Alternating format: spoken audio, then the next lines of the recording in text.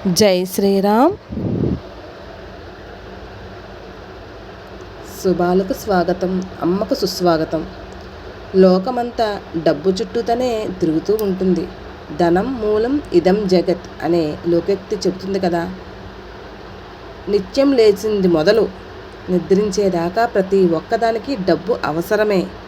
అందుకే అందరికీ డబ్బు మీద ప్రేమ, డబ్బులిచ్చే దేవతల మీద అధిక భక్తే.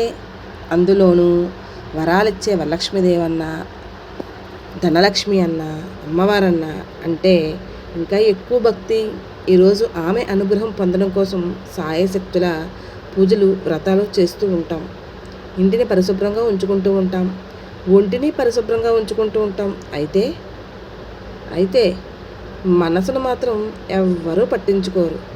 వరలక్ష్మి వ్రతం సందర్భంగా, లేదు ఏదైనా అమ్మవారి వ్రతం సందర్భంగా, లేదు ధనలక్ష్మి పూజ చేసే సందర్భంగా అమ్మవారు మన ఇంట కాలు పెట్టాలని వాకిలిని ఏ విధంగా అయితే బార్లా తెరుచుకొని ఉంటామో, మనసులోకి సానుకూల భావనలు రావాలని, ధనాత్మకమైన ఆలోచనలు కలగాలని మనసును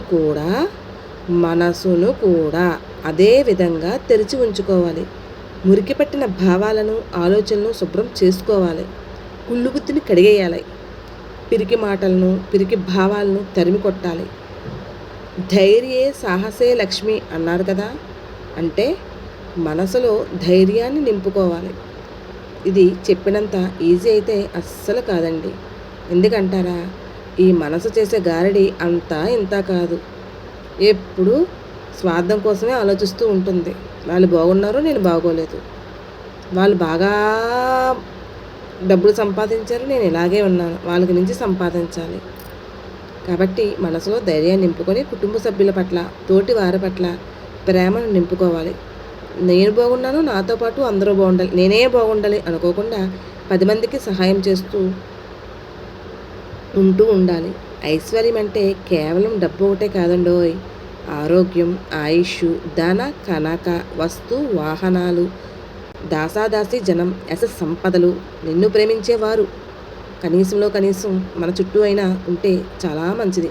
నిన్ను అర్థం చేసుకునే వాళ్ళు కనీసం నీ కుటుంబంలో అయినా ఉంటే నీ జీవితం హ్యాపీగా ఉంటుంది కాదంటారా? సానుకూల భావనలతో మనసును నింపి అమ్మని స్మరిద్దాం. అంతేనా మరి? సిద్ధమే కదా మరి? ఓం శ్రీమాత్రే నమః. జగాలేలే తల్లి జగన్మాత నమో నమః. నమో నమః. ఆదిపరాశక్తి నమో నమః. ఓం శక్తి, జై శక్తి, జై శక్తి, ఓం శక్తి.